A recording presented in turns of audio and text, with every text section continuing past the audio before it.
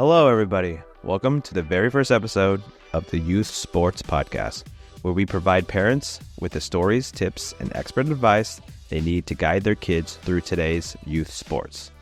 For our very first episode, I had a great chat with Camilo Gutierrez, a local Sacramento baseball and strength coach. So get this, we're about the same height, which made it even cooler to hear how he made a name for himself as one of the smaller guys on every team he played on, all the way up to the University of Texas. So I hope you guys enjoy this episode. Camilo's passion for baseball really shines through, and it's awesome to see how he's now helping young players build their skills and love for the game of baseball. All right, enough talk. Let's start the show.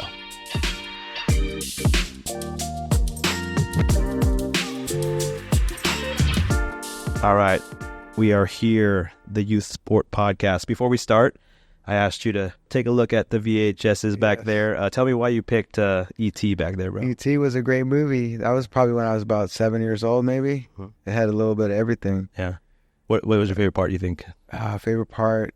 Probably the saddest part when he went home after, building up a friendship with Elliot and his family and, getting to see that Elliot and his family helping him. Just that whole relationship, kind of reminds you, it turns it into a story about, friends helping friends, and then helping someone reach their goal, whatever it is, whether it's to get home or, to make a team, or it was just, it was a pretty special movie, man, because it said a lot about people and relationships in that movie. So have you watched it since, you're an adult now? I want to say I watched it with my boys, Tommy and Max. Okay. There you go. 5 and 6. They're at that age. Love it. When you're watching it as a kid, you're like, whoa, this is cool. Now you're like, whoa, like the relationship between the brothers and the mom. E.T. gets drunk one time, so there's a beer, just stuff like that. A lot of different youth aspects of youth that are introduced to kids at that age. But it's that's deep. Interesting. Yeah, it is deep because it's interesting that they did have a mother who was a single mother, and they're like latchkey kids, prepping what's going to happen where, the families do work, and that kind of goes into youth sports. Yes. The time required to coach a team or even to get your kids to sports practices, it has its challenges. And me growing up, it didn't seem like that was a challenge back then. It seemed a little easier. It seemed more laid back. Right. Why do you think? I think just things are different. I mean, obviously there was a time when one single income can, you can take care of a family, 2 kids, and live in a decent neighborhood. And now there's 2 and 2 parents, and they got to make a certain amount to provide. And so that's the challenge in itself too, So I see that, see the differences, and I grew up and how my boys are growing up. And so there's challenges more on these parents today because of the resources it requires to raise kids and spend enough time with them to influence them in the right way. Yeah, so for sure. And it leads me to one of our talking points of, how do you think playing youth sports prepares for life lessons in today's world? Sports are very important, especially when they're cutting back on physical education programs. Just physical movement in general, for whether you're a kid or an adult, it's very important to stay physical. And then you develop, certain qualities, challenging, sprinting, running, carrying heavy things, challenging yourself physically and knowing you can do it, compared to getting faced with some type of challenge like that and not knowing if you can do it, or being uncomfortable and then not completing it. So whatever sport they play, that sport's going to teach them what they need to know. As a coach, kind of break it down a little bit more and show them what, showing up on time, showing up early, being prepared. You got to go out there and give your best effort, because you're not playing for yourself, you're playing for a whole team. And so, just like work, if I'm working with a team that people are relying on me to get a certain job done, and I'm not a good team player, then they're not going to be able to count on me. Yeah. And so I'm not going to get to play my job at work, for sure, or play on the field. So kind of correlate that. If I need a guy, just correlate to baseball. If I need a guy to bunt, have him understand that I'm not having him bunt because he's a bad hitter. I'm having him bunt because it helps It helps pressure the defense. It helps with our offense, and then I correlate, sometimes you're going to do things you don't want to do, but it's for the team, it's for work, or it's for family. Right. The greater good. Yeah. So when you hear parents' goals versus what kids really need to succeed, what does that mean to you? I played baseball. I'm lucky to have two boys, because I'm like, oh, they can play baseball well. Yeah. I never pushed it on them like they got to play. And there's, probably some dads that are like, yeah, you got to play, like, like I did. I just put out bats, gloves, and balls when they're little, had it around them. And if they don't want to play, then kind of not push it, but always kind of encourage. Have them do things that they're going to enjoy. So they both enjoy soccer. They both enjoy flag football. They both enjoy baseball. It's what sport they gravitate towards. Yep. But also it's nurturing the baseball too, and they want to go out there and they want to play on their own. Yeah. Like Max, he wants to play catch every day. Yeah. So we're out there every day playing catch, and he wants me to back up. He wants me to like throw the ball hard to him. He's like, no, that's too easy. That's your 5-year-old. Yeah, 5-year-old. Yeah. So he got the bug, and he's starting to hit, and he's starting to crush. Yeah. And it's like, man, dude, like I'm getting tired, bro. And I go, but it's at the same time, I'm like, he wants to go out there and do it. I'm going to go out there and play catch. And then it's really just letting him make bad throws, good throws, and just like, I'm just catching for him, man. Now, you have experience playing the game. You have your kids. You train other kids. What is being a person first and an athlete second mean to you? My son got hit with a pitch. He didn't want to go out. I'm like, dude, like you're going to sit the bench. You're not going to play. So I talked to him and had him see that he needs to go out and play defense with his team. Because they're both really good. It's not babying him and giving him special treatment because they're good. It's pushing them through and expecting more from them and being a part of the team.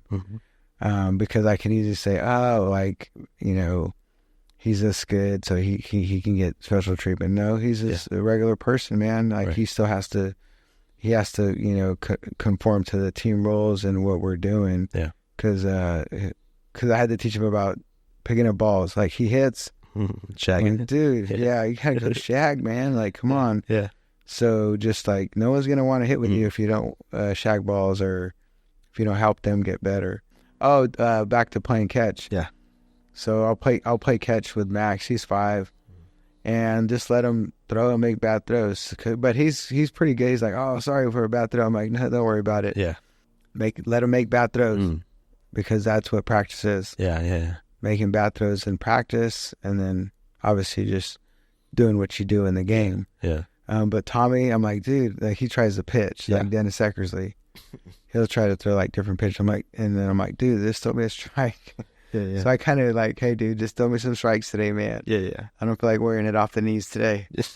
But little stuff like that. Yeah, that's interesting that you say that, because the last time Gio and I went out and played some catch, he was kind of throwing it all over the place, and I easily got frustrated. So I had to take a second and tell myself, all right, that's why we bring him to coaches like yourself.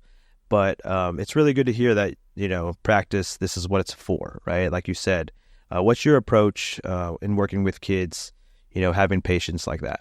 My approach is that this game is very hard. And I also looked at the long game as me building a relationship with my sons. And so I'm not going to put baseball ahead of the relationship. And if anything, it would be like, hey, we can share baseball. They might not be good at it, but we can go to a ball game and enjoy that little window of communication where going to a ball game or talking about baseball can bring us together to open us up to other conversations about life and what, where they need guidance at. And so I looked at it as like, hey, it's something we can do and share together for a lifetime.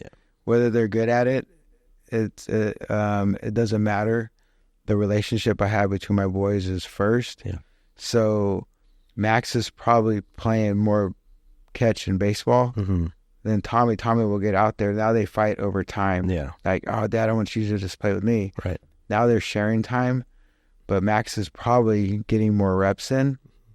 And then Tommy he likes to pitch more than hitting. So I'm like, I just like let it go. Yeah. If he wants to go out there and hit, but we go to the cages. We do the baseball camps and stuff. Yeah.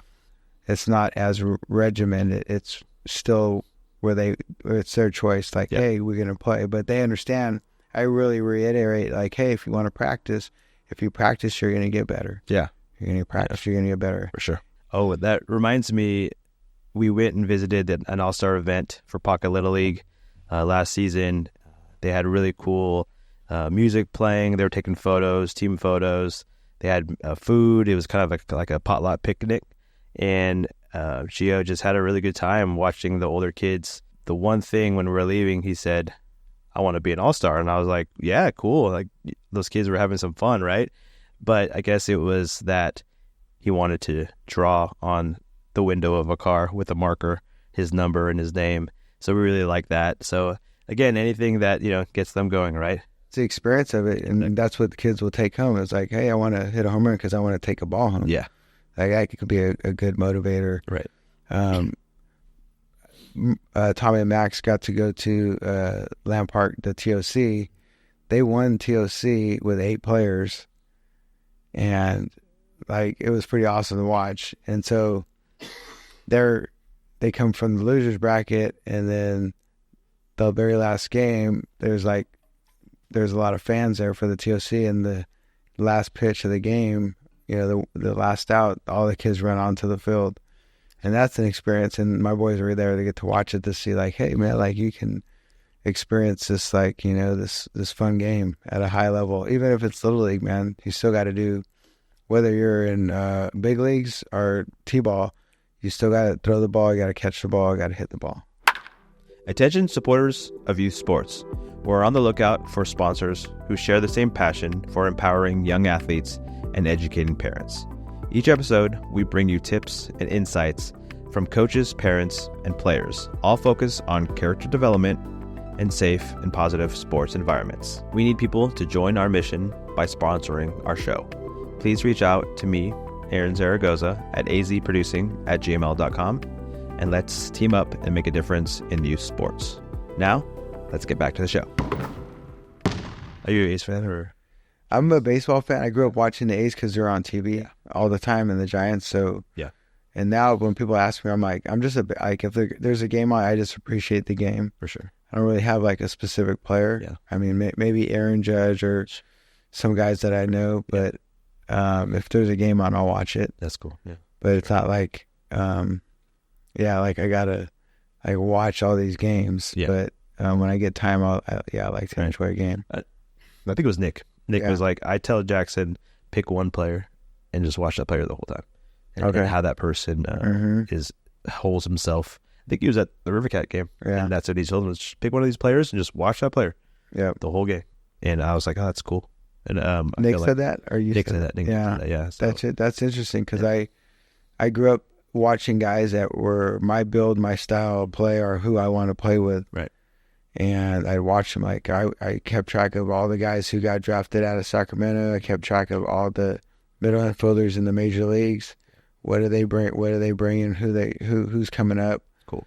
I looked for all the guys that didn't have a lot of height but were competing for jobs. And like, so I knew that okay, it's going to open up for me. And it's getting guys to use visualization and see something that they like, believing in something that they cannot see. And working towards it every day, and know that it's going to come to fruition if they continue to work. And getting guys to believe that and work that much harder, knowing that each day gets them better, gets them closer to their goal. Right. And that will happen. Where did you play, and how far did you go past youth? So I grew up, my neighbors, my childhood friends, we played in the front yard, or we just played pickup ball. I think I was like 4 or 5 when I started. We just go out there and play, and then I think I started playing either 8 or 7, which nowadays is like late, right? Because I started my boys at 4, right? For sure. And they were young, yeah. And they just pushed them out there and did it. So there was Oak Ridge Little League, which is located right off of Sutterville, right behind the Children's Receiving Home. And they had a good setup. They had a minor league field, which was a little bit shorter than the 12U major league the majors division, and then they had a senior division, which was the big fields, 90-foot bases. It was a pretty good league, and I played there. I played farm, which we played in jeans, trucker hats, and just like jerseys. We were the Dodgers, and I wore jeans and some white rubber turfs from Payless. Crazy. And sure. Pitched and played. I loved the game and played. I think I was 8 or 7, and then went to minors, played there, and just fell in love with the game, man. That's it. That's all I wanted to do, is just play baseball. And I share a lot of the process. Like, no matter what, like really good baseball players, they just like to play catch. And if it's taking ground balls or hitting, they're enjoying that for enjoying that. Like, even when I'm playing catch with my sons, I go, I'm probably playing catch with a major. I get to play catch with a major leaguer. Yeah. So I'm already filling his mind with, like, you're going to be a major leaguer. That's cool. Like, you're going to do this. Like, this is going to happen. Now, obviously, there's going to be distractions, but enjoying playing catch for the sake of just playing catch. Yeah. Because I know that, I can really go, well, we're doing this to get here. Yeah. That has to be it has to be reverse. Yeah. Play catch to play catch. Nice. And enjoy playing catch. I like that. Yeah. And enjoy hitting, like hit the ball. Because he's getting to a stage where hitting the ball is fun. Like, I'm just making contact. Like, it's fun. Right. Now he's starting to drive the ball. Yeah. And now he's grown. Now he's like, that's a foul tip. Okay. But it's getting guys to love the process, because a lot of nowadays is like, I'm doing this to get this. Yeah. If we love the product, you love the process of doing this, setting up the video, putting a film, telling a story, right. And seeing the conversation unfold. Like, that's pretty cool. Like, I'm like, and just going through my podcast set, I'm like, man, this is kind of like a serious podcast. Like, it's like, it's flowing and it's good because we're just in the moment and we're sharing like some good information. Yep. And I'm like, okay, I'm not trying to be anything that I'm not. I'm just sharing information. It's like a genuine conversation, which is like pretty cool. Yep. But going back to the 8U, and I go, man, the coaches were like, it's kind of a different game because it's coach pitch, so it's more offensive, and you got to have a defense that can catch fly balls and get it back to the pitcher. Yeah. So it's like, so it's baseball, but a different game. Right. So I'm like, okay, we're going to, put the best lineup out there and get these guys ready. And so we got to the final game. We beat the team that won it last year, which was East Sacramento. Mm-hmm. We beat them, and then we played for the last game, and then we didn't have it, man. Yeah. We ran out of gas. East Sac. So we beat them. Then you had to beat them again. And we had to beat them again in the last game. Right. So we played like 6 games in like 8 days. But I shared on my Instagram post, I go, man, there's no difference between playing at University of Texas, Sac City, or McClatchy, because like, this is the game. Yeah. These kids, like, some of them might not play next year. This is the memory that they're going to remember, this awesome game. For sure. That they'll remember for the rest of their life. Yeah. And so, we still like, we got to play catch. Yeah. Got those strikes. Got to put the ball in play. Yeah. And there's no difference. And I go, man, it was like a roller coaster to see these guys play really good baseball. Right. And so I go, man, I was just really happy to be a part of that experience and help and share that experience with these kids that can experience this type of baseball, which is pretty cool. I could tell you care, and that's really cool to hear because, I always, what comes to mind, going back to video world, right? Making short films in high school, making things in college with no money, going on a independent movie worth $50,000. They're taking it seriously. Like, that person's lighting, that person's doing this. Oh, yeah. And then I spend my time. Yeah, you're meeting people that different. Love to do what they do. But this is the kicker, what you just said, when you said University of Texas, I found myself in LA working on a remake movie. I was a PA, little guy on set of a $25 million movie. Mm-hmm. The same thing when I experienced, this is just making a movie. People coming together for the love of collaboration, film, acting, writers. The biggest difference was, dressing rooms and AC and food. Their It felt the their same. approach is the same. Yeah. Their attention to detail. Yeah. Because that's their creativity. Right. And even if anything, it is almost lost in the Hollywood because of the too much money. You know what I mean? Well, they're trying to push It's business. Yeah, it's a business, and they want to push a certain story to create a certain result, which is like, they know that they could produce this story with these actors, and they already got the data to, like, if we just post this, then we'll get a certain minimal we'll get is this, and we'll make enough money. But because the difference between like 80s and even like earlier movies, like 67, there's a storyline. Yeah, that's true. Like storyline. Yeah. And it was so much different now. And I can see it's just like so fast. Like, dude, it's funny you just said that because this movie was the remake of Fame. The 80s, I think it was the 80s, was the storyline, and his remake was crap. Sorry. I could, well. Not say crap. It was just fast. It was a music video, bro. Yeah, no, I know because Fame, that was a good TV show. Deep. Like, yeah, that was real. It was real good acting, real good stories. Yeah, like those are stuff. People doing their craft, and getting the best of the best. Yep.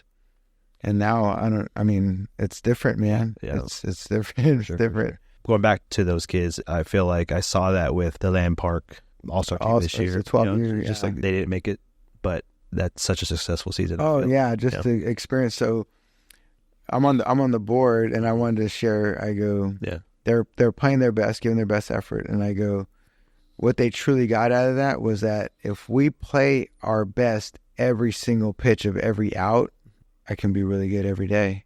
And so one of the things that I leave with my guys, I go, if you give your best effort every day, you're the best. Yeah. And they're like, yeah, you're the best. Every coach is going to want to put you in because they can trust you that you're giving your best. That's it, man. And if you give your best effort, you're going to surpass your limitations and you're going to improve over a period of time.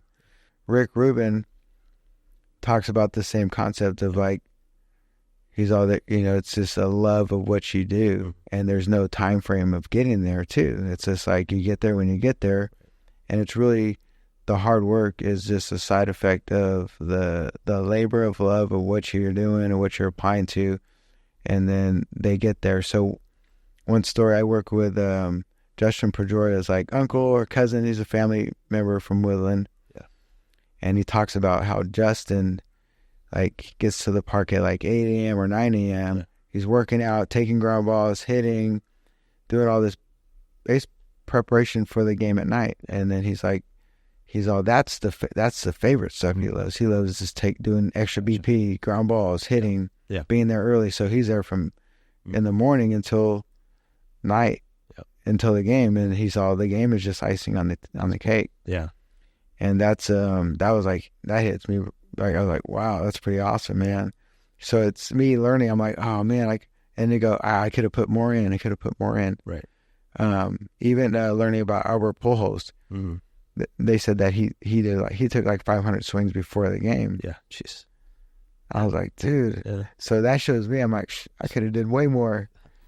Now, before we let you go, we'd like to end this episode with a question, very important question. Camilo, why do you coach?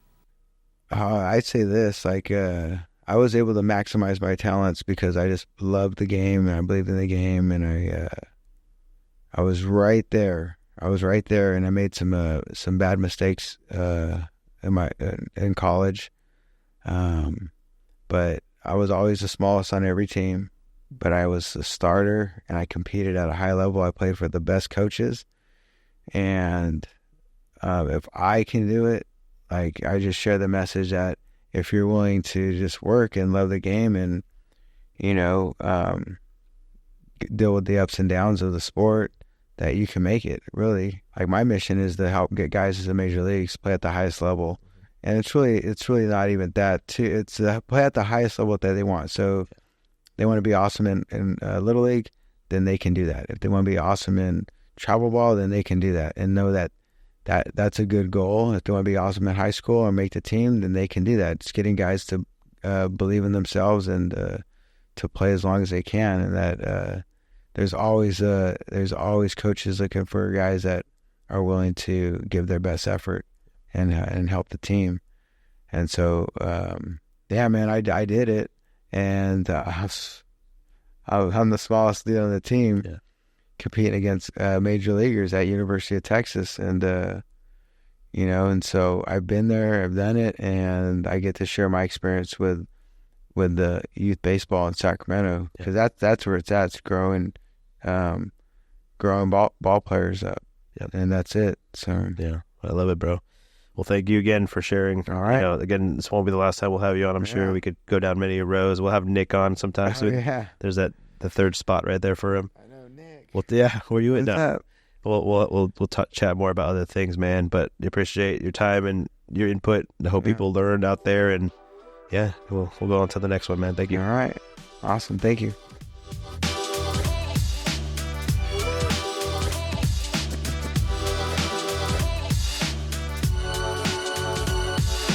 All right. Thank you so much for listening to the very first episode of Youth Sport Podcast. A big shout out to Camilo for joining us. We hope you all gain valuable tips and insights.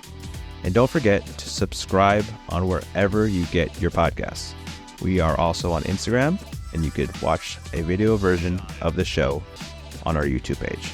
Links are in the show notes. Most importantly, join us next time as we continue to explore diverse voices in youth sports. Keep supporting and empowering young athletes. We'll see you on the field.